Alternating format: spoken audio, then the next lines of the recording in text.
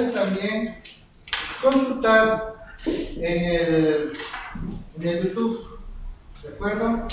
Si hay términos, si existen elementos, características o conceptos que les pueda resultar demasiado difíciles, demasiado generales, pues yo los voy a estar repitiendo permanente y continuamente a fin de que la clase pueda ser productiva, ¿no?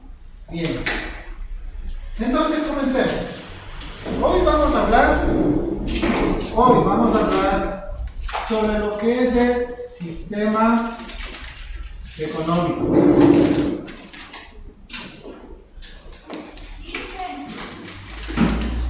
Hoy vamos a hablar sobre lo que es el sistema económico. ¿Qué es lo que vamos a hablar? ¿Qué es lo que vamos a decir sobre el sistema económico? Pues sencillamente vamos a entender por sistema económico aquel conjunto de actividades, todas ellas interrelacionadas,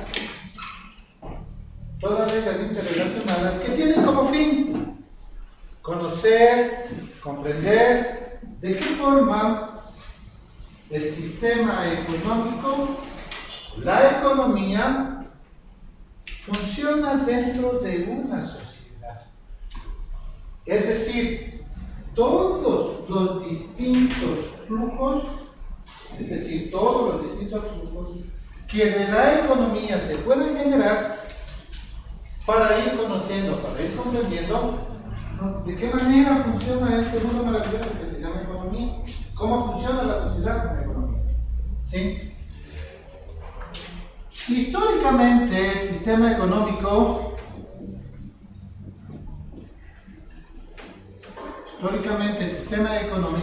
jóvenes, tiene dos características. Una tiene que ver con la producción, otra tiene que ver con el consumo. Y en el centro, entre la producción y el consumo, está la forma como se tienen que distribuir los distintos bienes y los distintos servicios. ¿Sí? El sistema económico es de dos clases. Existen dos sistemas económicos.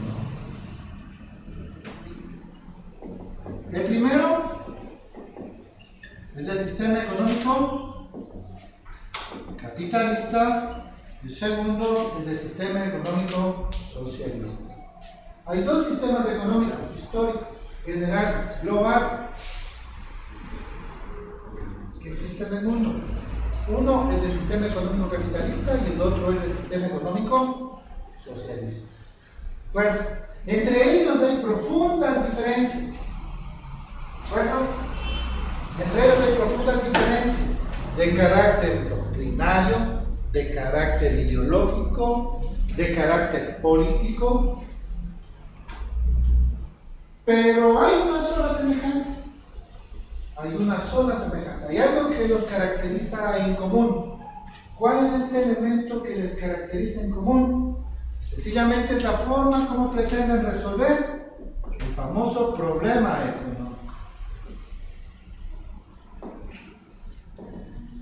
Entonces, la pregunta es, ¿qué entendemos por problema económico? ¿Cuál es el problema económico? ¿Cuáles son esas interrogantes económicas a las cuales se tienen que enfrentar tanto las economías capitalistas como las socialistas? ¿Cuáles podrán ser? A ver. Un buen flujo monetario. Un buen flujo monetario. ¿Qué más puede ser? A ver. Inversiones extranjeras. ¿Qué más puede ser? A ver. Una estabilidad económica. Una estabilidad económica. Muy bien. Las interrogantes económicas, o el gran problema económico al cual se enfrentan las dos sociedades son, distinguidos estudiantes, primero, el qué producir, el cómo producir, el para quién producir y cómo distribuir. Esas son las grandes interrogantes a las cuales se enfrentan todas las economías del mundo entero. ¿De acuerdo? Es Es decir, que tanto en los países capitalistas como en los países socialistas nos interesa saber qué es lo que vamos a producir. ¿De qué manera, con qué tipo de tecnología, con qué tipo de herramientas, con qué tipo de instrumentos vamos a producir? Con el cómo producir, ¿cierto? ¿Para quién vamos a producir? Es decir, ¿quiénes van a ser los beneficiarios de esa producción? Y por supuesto, ¿qué mecanismo debemos utilizar para poder distribuir? Aquí sí podríamos poner énfasis en que en el capitalismo la forma de distribuir es a través del mercado, de las fuerzas de mercado, a través de la oferta y a través de la demanda. Y en el caso de los socialistas, la forma de distribuir es el que se encarga el Estado, ¿sí? A través de las diferentes formas de planificación centralizada. El sistema económico, distinguidos estudiantes, tiene ciertas fases. El sistema económico tiene ciertas fases. ¿Cuáles son esas fases? Que vienen o que van en forma muy sucesiva y que cada una es una fase superior a la anterior. Estas fases son sistemas económicos autogestionarios, sistemas económicos abiertos, sin la participación del gobierno, y sistemas económicos abiertos con la participación del gobierno. A estos sistemas o estas fases del sistema económico que se denominan autogestionarios también se los llama como sistemas económicos cerrados. ¿Sí? Entonces, como ustedes pueden apreciar, aquí tenemos tres fases del sistema económico: sistemas económicos autogestionarios, sistemas económicos sin gobierno y abiertos con gobierno. Cada uno de ellos es una etapa superior a la anterior. Como ya vamos a ver más adelante, este proceso se vuelve tan dinámico que solito, en unos casos, se autorregula. En otros casos, por ejemplo, empiezan a receptar la interacción de elementos externos. Y en el último caso, cuando el Estado interviene de una manera decisiva. ¿De acuerdo? ¿Hasta aquí algún problema? Sí, está claro. En la parte que dijo que se autorregula, podría ser que influye la mano invisible del mercado. La mano invisible, por supuesto. La famosa mano invisible ¿de quién? De Adam Smith. Adam Smith establecía cuando abrió su libro La riqueza de las naciones, él decía que prácticamente las economías se autorregulan porque de por medio del mercado actúa solito, se autorregula, y ahí estaba una mano invisible que tendía a encontrar un equilibrio entre la oferta y la demanda. Ahí existen tratadistas, existen economistas que hablan mucho de que esa famosa mano invisible no son más que los gustos y las preferencias que tienen las personas. ¿De acuerdo? Bien. ¿Cómo nace un sistema económico? ¿Cómo surge un sistema económico? ¿De dónde nace un sistema económico? Bien. Un sistema económico nace, un sistema económico se forma, un sistema económico existe gracias a la existencia de los organizadores de la producción. ¿Sí? Los economistas estructuralistas de la CEPAL le dan mucho énfasis al sistema económico en el sentido de que estos organizadores de la producción son quienes, en forma muy global, pretenden resumir básicamente de que estos organizadores de la producción, o también llamados factores de la producción, constituyen el punto de partida del origen del sistema económico. Entonces, de acuerdo a esto, los factores de la producción, o también llamados organizadores de la producción, son el trabajo humano, calificado y no calificado, los recursos naturales son renovables, no renovables. El capital monetario o circulante y el capital fijo o de desarrollo. Y luego tenemos la iniciativa empresarial y finalmente estará la tecnología. Le repito, los organizadores de la producción sobre la base de la economía estructuralista de la CEPAL. Los organizadores de la producción son trabajo humano calificado y trabajo humano no calificado, recursos naturales renovables y recursos naturales no renovables, el capital monetario o circulante y el capital fijo o de desarrollo, la iniciativa empresarial y la tecnología. ¿Sí?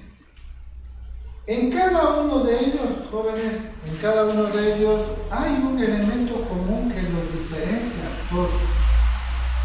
Y eso es lo que permite que en conjunto permitan diferenciar la existencia de naciones o países o economías desarrolladas de economías no desarrolladas o subdesarrolladas.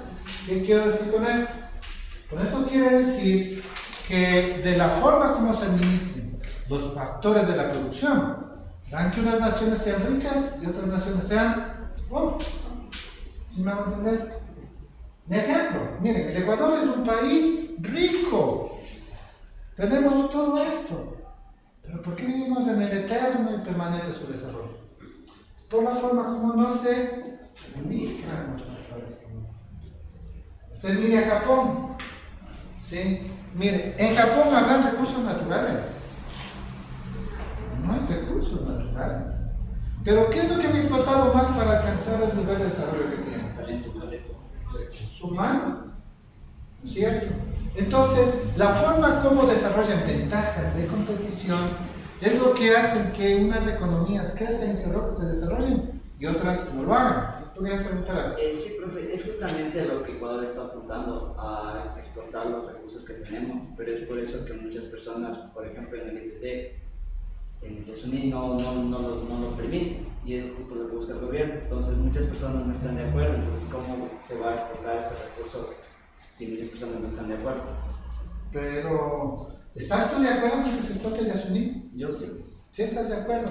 ¿Y qué va a pasar con estos recursos no renovables? Pero es que por eso se están utilizando mecanismos de control y seguridad, para que no haya justamente... ¿Sabes que eso mismo se hizo en la década de los años 70, cuando se consideraba el Oriente como un mito? ¿Se acuerdan? El señor Galo Plazo Lazo decía, no, si el Oriente es un mito, ¿para qué vamos a explotar?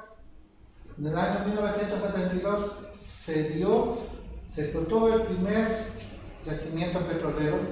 En el año de 1972 se exportó el primer barril de petróleo. En el año 1972 se trajo barril de petróleo y se puso en la plaza grande para que todo el mundo meta la mano y le diga esa riqueza nos pertenece. Pero mira que a raíz de eso no solamente se explotó el petróleo, hubo una migración impresionante de gente que fue a esos polos de crecimiento de desarrollo económico para ponerse su negocio. Se explotó la madera como tú no tienes idea. Grandes camiones llevaban trozas de árboles que eran a su vez extraídos por las grandes empresas petroleras que iban desde la famosa TESA. ¿Iban para qué? Para traerlas y desarrollar la famosa industria minera. Y ahora, más o menos por la década, te hablo de la década de los años 90, se dio este boom de la famosa explotación de la palma africana. Tenemos las palmeras del Ecuador, tenemos las palmeras del Oriente. Entonces, y el Oriente era un mito. ¿Qué pretendemos hacer ahora con los pocos recursos naturales que nos quedan? Cuando se presupone que por inercia, a pesar que digan lo que digan, hay una ley natural de crecimiento económico que dice que en la medida de cómo un polo de desarrollo crece, los demás empiezan a crecer alrededor de él. ¿Sí? Entonces, es un punto muy álgido y todavía lo seguirá siendo, porque si bien es cierto que se requieren recursos económicos por la explotación petrolera, pero también es necesario pensar que es indispensable cuidar el medio ambiente, aún más todavía pensando que la Amazonía es el último reservorio del Pleistoceno, es decir, el único lugar en donde existe única flora y fauna existente en el mundo entero, capaz de acoger una impresionante cantidad de especies. Además, una de las funciones básicas que tiene el subtrópico húmedo es la de transformar el anhídrido carbónico en oxígeno. Y mira que en los últimos 20 años, si no es más, la explotación de los recursos no renovables, como los recursos también renovables, han generado una disminución paulatina de la capa de ozono, ¿no? Y cada vez nos volvemos que el ambiente se vuelva, ¿qué? Irrespirable, se vuelve irrespirable por la contaminación del medio ambiente. El exceso de contaminación de fósiles, como es el caso de la gasolina, hace que se genere una cantidad impresionante de hierro.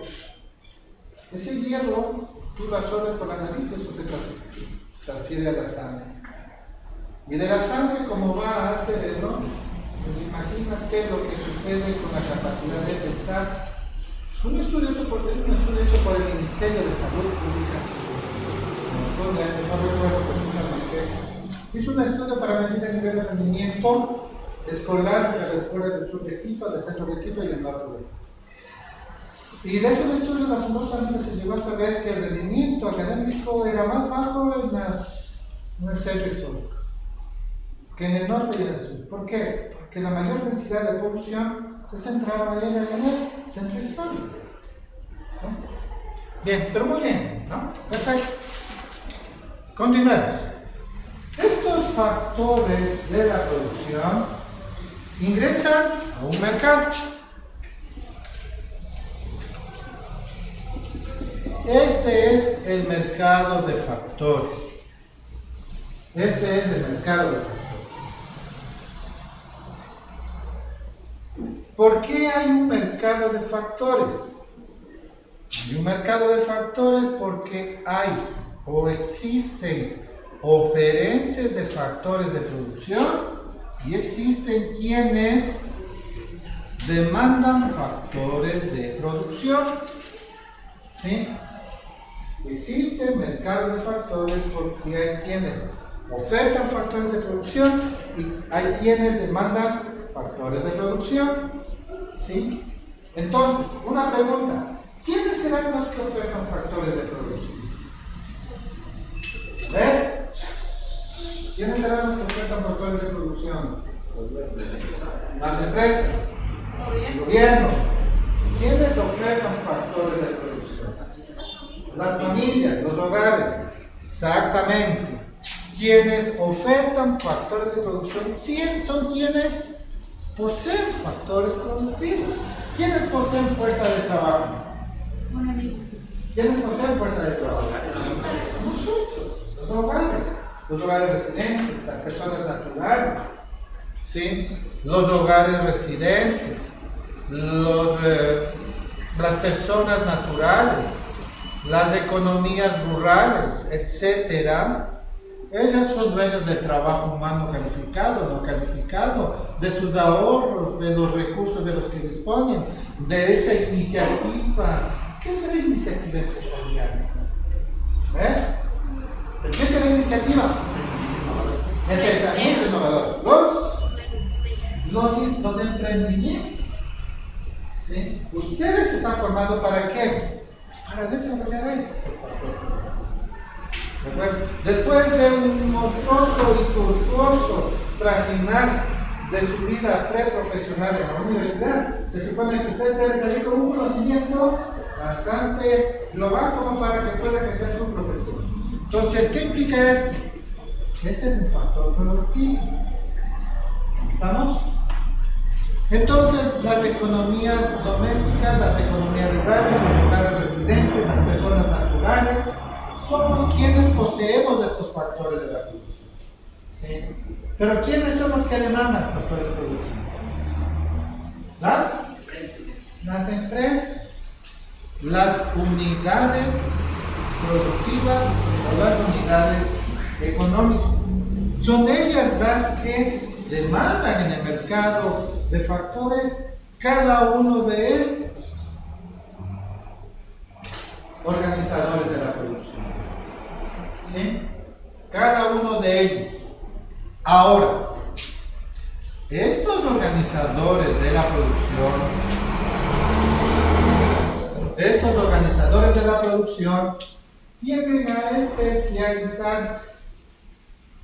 Estos organizadores de la producción o empresas o unidades económicas tienden a especializarse en el uso de al menos un factor productivo.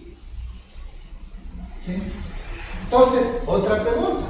¿Qué llamamos nosotros especialización? ¿Qué será la especialización? A ver. Especialización es que requieren solo de uno de estos factores para realizar su labor. Exactamente, pero ¿qué es la especialización? Es investigar acerca de un determinado tema. Investigar un determinado tema. Actualización de los conocimientos. Actualización de los conocimientos. Capacitarnos en una sola cosa especializada. Eso, capacitarnos en una sola cosa. Es la profundización de un tema en específico o de alguna parte en específico. Perfecto. La destreza y habilidad de una actividad. La destreza, la actividad de una destreza y habilidad de una actividad. De pronto comprende la investigación y el desarrollo de cada uno de los factores para sacar máximo provecho. Perfecto. Pues bien, chicos, la especialidad no es más que el grado o el nivel, ¿sí?, de habilidades, destrezas, conocimientos, competencias que se desarrollan sobre actividades específicas y concretas. ¿De acuerdo? Esa es una especialidad. Es el conjunto de habilidades, destrezas, conocimientos, competencias que los individuos van desarrollando o que las unidades productivas en este caso van desarrollando sobre la base de la explotación de uno de estos en concreto, de estos factores productivos en concreto. De ahí que la forma como estas unidades productivas, se especializan en la explotación de un factor productivo, eso es lo que da origen a los sectores económicos o a los sectores de la economía, que son específicas y universalmente tres sectores: el sector primario, secundario y terciario. Otros lo llaman sector agropecuario, industrial, de comercio y de servicios. Otros lo llaman sector extractivista, de transformación o de comercialización. ¿De acuerdo?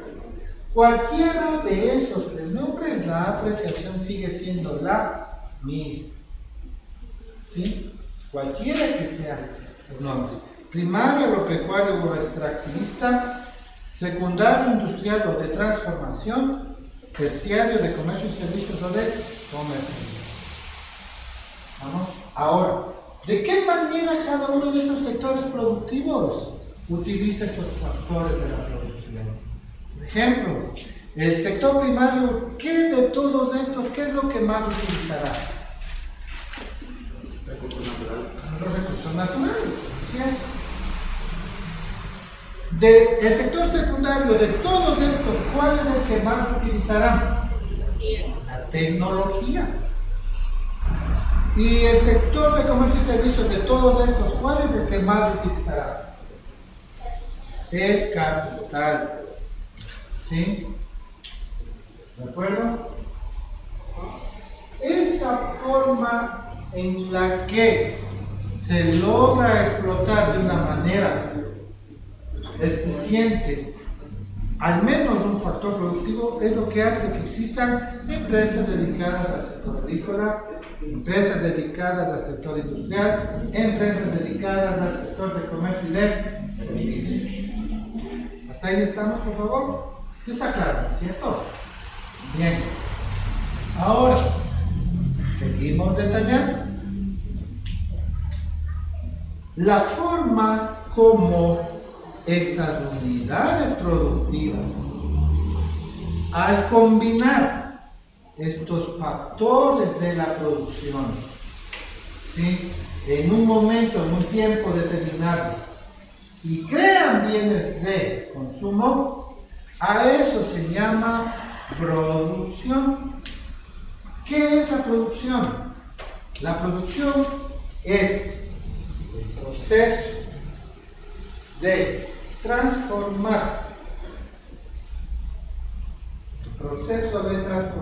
factores de producción en bienes de consumo. ¿Sí? Entonces, les pregunto, ¿existirá en este marcador factores de producción? Claro, pues porque aquí está. A ver, aquí está el trabajo humano. Pues están los recursos naturales, la fibra sintética, aquí está. Aquí hay inversiones, por supuesto. Yo tuve que imaginar y pensar para hacer de esta manera un aparato tan simpático para que le agrade a los estudiantes y al profesor. Claro que sí. Y aquí hay tecnología, definitivamente. ¿No es cierto? En todo lo que usted hace uso, todos los días, desde que amanece hasta que anochece, desde que se levanta hasta que se acuesta, y desde que usted nace hasta que usted muere, pues todo es producto ¿de quién? De la producción. De la producción, históricamente. Obviamente que entre más pase tiempo, más se desarrolla la tecnología, cada vez más vamos a encontrar productos que son mucho más complicados, mucho más difíciles de manejar, pero el conocimiento humano irá adaptándose al manejo de todas esas respectivas herramientas, todos esos tipos de bienes que la tecnología va produciendo en el camino. ¿Cierto? Imagínense que este aparatito hace unos 20 años había seguido parando. Pero hoy con este aparato yo puedo controlar por control remoto a cualquiera que sea con una sola llamada. De aquí a la China, a la Conchinchina y al Polo Norte. ¿Por qué? Porque eso es producto de la producción. ¿De acuerdo? A este acto, a este flujo de la producción, se le denomina con el nombre de flujo real de la economía. ¿Sí? A la producción se le denomina desde el punto de vista económico como el flujo real de la economía, o también como la oferta de bienes y de servicios.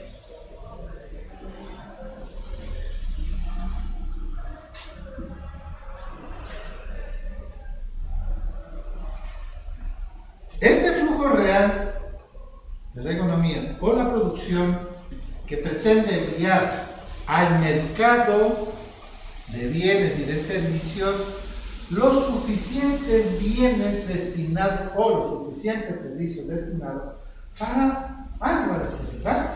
Entonces, ¿qué es lo que nosotros enviamos al mercado? Por ejemplo, alimentación. Por ejemplo, diversión. Por ejemplo, seguridad. Por ejemplo, se me ocurre salud, etcétera, etcétera, etcétera. Es decir, la infinidad de bienes y de servicios que existen en el mercado. ¿Sí?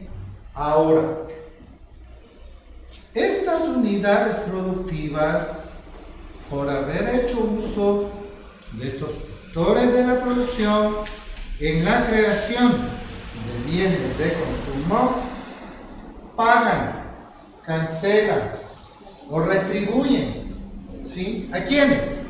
A los oferentes de la producción. ¿De qué forma? Pues si bien para las unidades productivas esa forma de hacer uso de esos factores